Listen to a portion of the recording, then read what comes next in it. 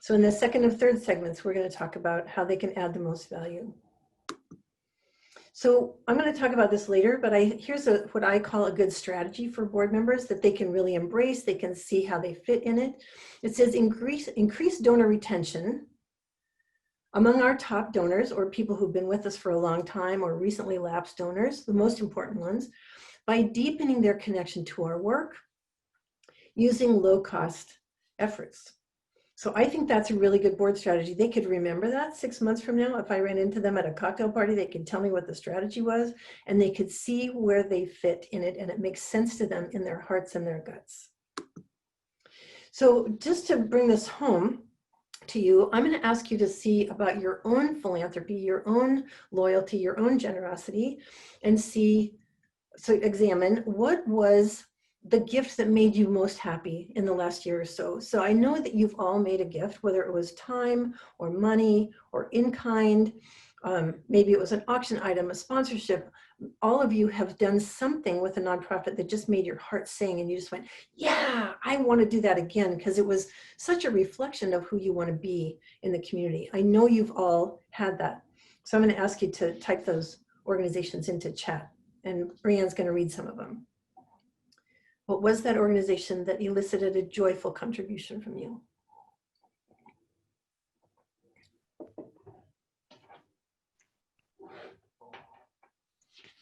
Are we seeing any joyful gifts? I am. I'm seeing Lori donated a piano keyboard to the Boys and Girls Club. I see someone saying Iowa Public Radio, Best Buddies of Iowa. The Habitat for Humanity Women Build. That's cool. I did that last year as well. I see By Degrees Foundation, Black Lives Matter, Single Parent Provision. This is really fun, especially folks who, have their organizations typed in to see, how they're supporting others. So this is fun to see. So take a few minutes if you haven't. Most Joyful doing a birthday fundraiser on Facebook. Yeah, that's a great way to encourage giving. Dorothy's House. So wonderful. So I want you to take whatever that gift was, whether it was time or money or in kind, whatever it was, and apply it to this diagram. So I'm sorry the letters are so little, but it says the Tarnside curve of involvement. And this traces people's journey as they make philanthropic gifts. So there are two axes here. The one that goes from bottom left to top left is how much people give. And the one that goes from bottom left to bottom right is how engaged they are in the organization's life. So join me on the bottom left-hand corner. And it says that when people are only aware of our organizations, they may contribute, but the gift levels are low. When they grow interested in our work, they're still contributing, but it's still low dollar amounts. When the dollar amounts start to go up, or the more gifts, whether it's in kind or whatever, the gifts go up when they start to get physically and emotionally engaged in our work. So that could be a lot of things. It could be showing up at an open house or a reception in the old days, or joining us for an online Zoom conversation about something. Then you can see that the giving ratchets up even higher when they get to the word commitment. And in my experience, commitment is manifested when people start using the word we when they talk about the organization instead of you or they. So I want you to stop and think for a second about whether you use the word we when you talk about the organization that you help lead, or do you say they? I would submit that most of you who are on this call say we, because you're in it. You're in the work of the organization and you are committed to it. Maybe not all, but I bet most of you are. And then you can see giving goes way up when we get to the word ownership. And in my experience, ownership, it looks like people starting to take initiative on behalf of an organization because they care so much about it. They don't need to wait to be told what to do. And then ultimately the last stage on this curve is that people care so deeply that they are willing to take personal responsibility for the health of the organization. And they think about it at night. They talk about it with their friends because they're on fire about it. Now, I want you to do two things. One is look at where you were on that curve when you made that joyful or meaningful gift. Where were you in relationship to that organization on that curve? And you don't have to put that in chat. I just want you to hold that in your heart, that you were probably beyond awareness or interest. Just guessing. And the other thing I want you to do is think about where your board members are in relationship to your organization. Because a lot of times I'll show this chart to a board, and people on it will say, I don't know how to take other people up this curve because I have not gone up it myself. I'm still down at only awareness or interest, barely at engagement. And so I think sometimes we need to look at our own board and say, are we doing everything we can to engage them in the life of this organization? And I'll talk about what that looks like in a few minutes. But I hope that this is helpful for you, because what I love about this diagram is that it says our job is not to ask for money. Our job is to invite people up this curve.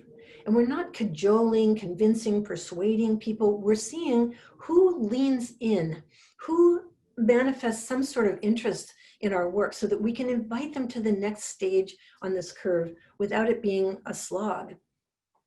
So I want you to go home and tell the rest of your board members that their job is not to raise money. Their job is not to ask for money. Their job is to engage people in the life of the organization, and the right people will come with us, and then they will decide on their own that giving a gift is a manifestation of their connection to our work. Another thing I want to say about this is that our board members have trouble fundraising if they haven't seen good models from us. So one of the things that I see happen is that I'll go to a board meeting and somebody will say, oh, don't forget, before we ask the community for money, we have to have 100% board participation as donors. So if you haven't made your gift yet this year, be sure to write your check and leave it with Joe before you go. And I think, does that make you want to be a major donor? I don't think so. I think that we need to treat each board member as if they are a major donor prospect and do all the things that we would do if they were a stranger to the organization. We were trying to woo them.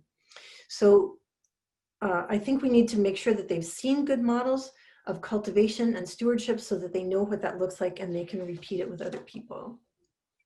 So telling board members that they have to go explain the organizations to someone new and justify the cause, it won't work because it's not safe for them and they know it's not going to work. So let's make it safe by connecting them to people who already know the organization and its value. So you might be asking, well, so how do we move people up that curve? Well, that's what we're going to spend the rest of this session on. So here we go. What moves people up the curve? This is really interesting because there is a lot of research on this, and I've been doing this work for 45 years. I learned these concepts in my very first fundraising workshop in 1975. And so this is stuff it's burnt or baked into us, and all we need to do is pay attention to the things that people are longing for and not getting out of their relationships with our work, our organizations. So I'm going to tell you 3 things that people are longing for and not getting. And if we help our board members deliver these 3 things, money will show up as an organic outgrowth of that process.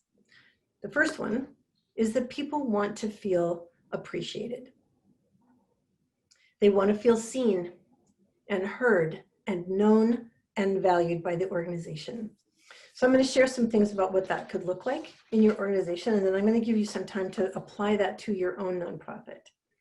So one thing you could do is start out every meeting, whether it's a board meeting, a staff meeting, a volunteer meeting, even on Zoom, with shout outs for people who have done something particular.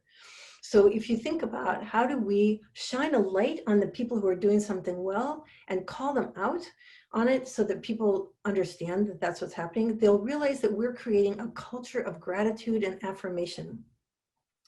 You could either send to your board or have your board send to donors handwritten thank you notes that specifically call out a particular thing that that donor did, or that sponsor, or whatever, or volunteer, or tailored emails that call them out specifically.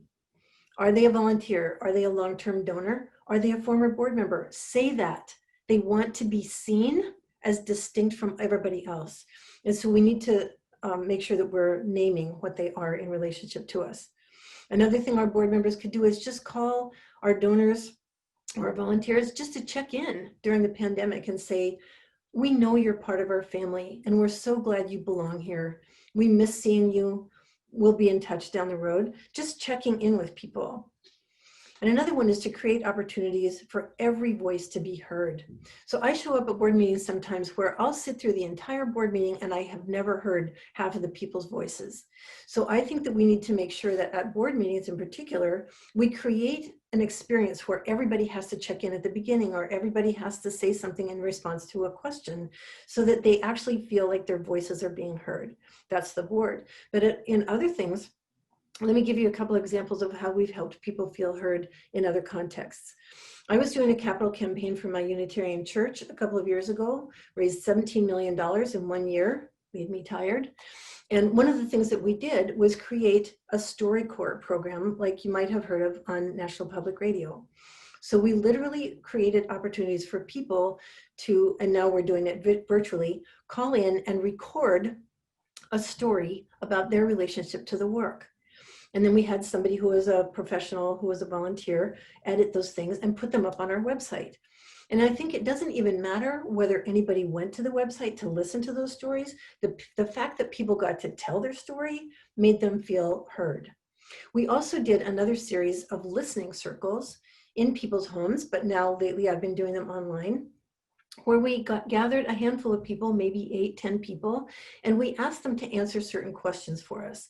The first one was, how did you find this organization? How did you get connected to us in the first place? And just let them talk. It's not a conversation, they're just getting to answer the question. The second question is, tell us a story of how you or someone else you know has been transformed by this work. And just let them answer. And the third one is, tell us what dreams you have for the future of this organization or this work, and just let them talk. And at the end of these listening circles that we did at our capital campaign, there were people in tears saying, I can't remember the last time I felt so listened to, so heard. And it took nothing. It cost us nothing.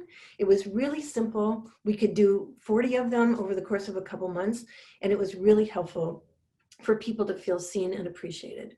The last thing I'll give you as an example about people feeling seen is this. When I had a student in my University of Washington class who got a brand new job as a development director, and the first thing he was supposed to do on that job was put on the annual donor appreciation event. So he went to the board and he said, okay, so I need you folks to work the room at this party. And they said, yeah, people tell us that every year. We don't know what that looks like. What does it mean to work the room? And so Jeff said this, okay, I'm going to give each of you the names of 3 people who I think are going to be at this gathering. I'm going to pull down photos of them from Facebook or LinkedIn and share them with you so you know what they look like. I'm going to give you a little bio on these people. And during the course, oh, and I'm also going to put their name on the back of your name tag. So if you forget who your people are, you can just turn your name tag over and it'll be there.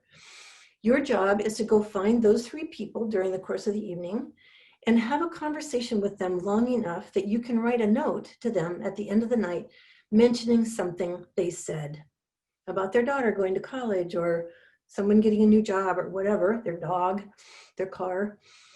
And then the board members said, oh my God, is that all you're asking us to do? We can do that. And then the donors felt really seen by the leadership in the organization, and it was a win-win for everyone.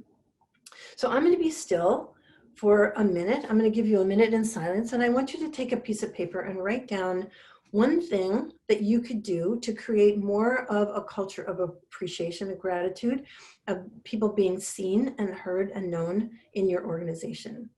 And then we'll see if anybody wants to share that in chat. A minute in silence. That's great, Susan. And while they're thinking, I had a question in the chat. If you wouldn't mind typing in the 3 questions that you used for your listening circles. So that'll give us a minute. Actually, I don't know how to type from here with my slides up. So could you Okay. Sure. How Thanks. did you get here? Mm-hmm. Great. I'll put it in for everybody. If you could say that again. How did you get here? Like, how did you find our organization? How did you get connected with us? Mm-hmm. Second one is, tell us a story of how you or someone you know has been transformed by this work. Mm-hmm. Tell us a story. How? Okay. You or someone you know has been transformed. Mm-hmm.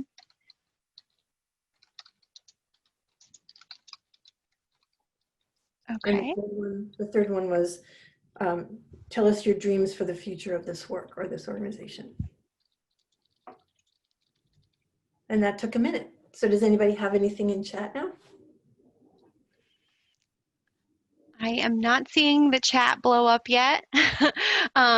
If you wouldn't mind, a few folks who would be willing to share, that would be great. And then we'll, I think, are we almost to our first breakout rooms, Susan? No. No, okay, all right, we got keep rolling. Okay, I'm just going to move on to the second thing that we know from research people are longing for and not getting. And that is they want to make a difference. They want to feel like they're moving a dial. They want to know that they've changed something. Whose life did I touch? How did their life change somehow? And so I'm going to give you very quickly some things that you can do to live into this. We need to be offering really vivid images of impact on end users. What we usually do is describe programs and activities of the organization, but we don't talk about what difference those programs and activities made to end users. And so we need to connect the dots for people between what they did for us, whether it was time or money or in-kind or whatever, leadership. Connect the dots between that and what impact it had on someone else, what the result was. And we're not very good at that. So we should stop talking about programs and activities and talk about impact on end users. And I was speaking at a storytelling conference for fundraisers a couple of years ago, and I learned a couple of really important things. We should only tell stories of one unit at a time, one person, one family, one dog, one acre, not big broad brush things. Tell stories about one at a time, because our brains can't absorb big statistics and big broad strokes about lots of people. And we also should not use superlatives. So what donors think is that we take the one best story of the year and amplify it like it happens every day. And they don't believe it. They don't trust that. They know that we can't do these monumental things every single day. So they want us to take tiny little things that happen every day in our organization and explain them, because it's easier for them to believe that that could happen over and over again. So I work with community college foundations all over the country, and I've heard many of the scholarship recipients say that the money was nice, but what was even more important to them was that people who didn't even know them wanted them to succeed and invested in their future, that someone they didn't even know had their back. And you could repeat that daily in your organizations without having that person go to Harvard. And so we need to make sure that we're not telling these overblown stories and acting like they happen all the time. Find little ones. So the board members, if they wanted to share these vivid images of impact, could use a postcard or a little flyer that has 2 stories on it, and they could write notes in the margin, or they could send a card or make a phone call to explain to people what difference their gift made. And that's going to be a lot better way to engage them in fundraising than telling them to ask someone for money. So again, we'll give you a minute in silence to think about what could that look like in my organization. How could our board members help people see the results of their contributions?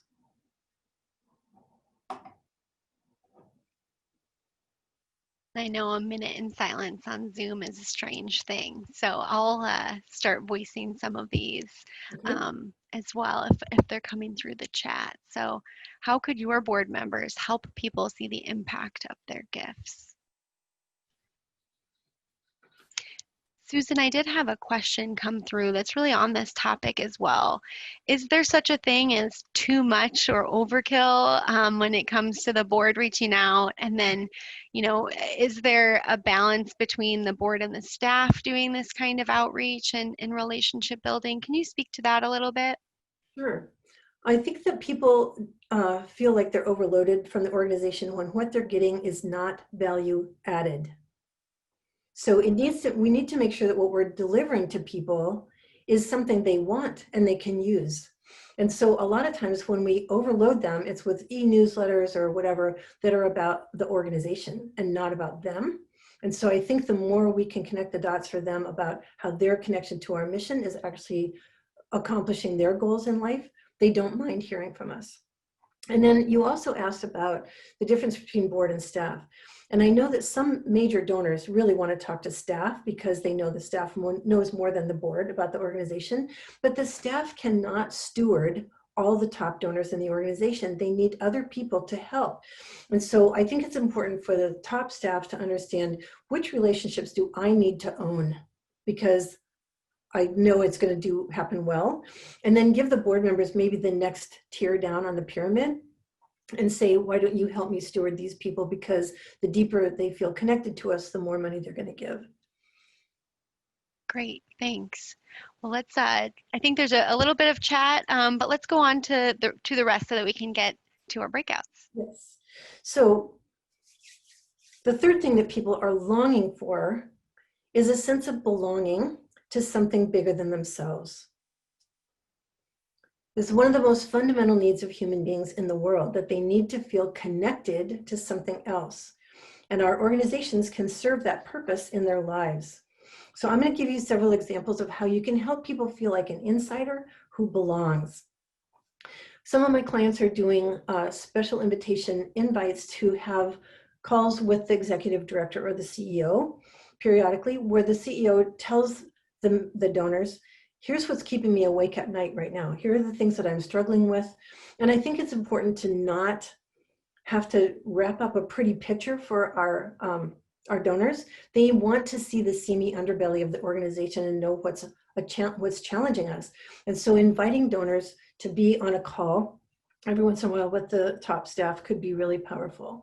I also think we need to invite people into deeper conversations about matters of consequence. So here are some of my very favorite things to do. Find a TED Talk that you really enjoy, that is germane to your topic, but not necessarily about your organization. And ask all these donors or whoever to watch this TED Talk either on their own time or together on Zoom, and then have a conversation about it. So a couple that come to mind are, I know that a lot of us deal with a client base where there's a lot of shame around that. Maybe people who have been addicted for a long time or have mental health issues or have been sexually assaulted or something. And so if you have people watch a Brene Brown TED Talk on shame, and then talk about how does shame affect our work? How does it affect how we talk about our work in the community? What a rich conversation for our donors to be having with us. I've also led some book groups lately on decolonizing wealth, or had people watch the TED Talk on how we think about overhead by Dan Pilata. And I can give you links to all these if you'd like. One of my clients had some people watch a TED Talk on spark that said that our children are sparked up when they're little and our education system squishes it out of them by the time they graduate from high school. So how can we elevate spark in our children? Really juicy topics. So TED Talks, books, articles, podcasts, have people digest those and then talk about them. We could also invite people to sit on focus groups or task forces that only meet once or twice and then they're done, about things. Well, there are lots of topics. Invite them into strategic planning conversations or scenario planning for your future. How could you be ready to flex in the pandemic, because new things are coming at us all the time? When we were in real life and we could see people, I had a couple of examples and I'm going to give them to you now just so that you can hold on to them for the future. But maybe there's a way to do them virtually.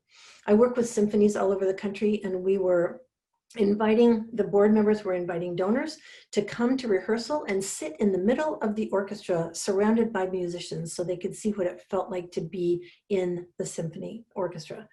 We also invited major donors, board members invited major donors to come to a research lab at a hospital that I was working with, where they got to put on a white lab coat, they got a glass of wine, they got to walk around and talk to the scientists and look in their microscopes and their petri dishes and find out what was really going on.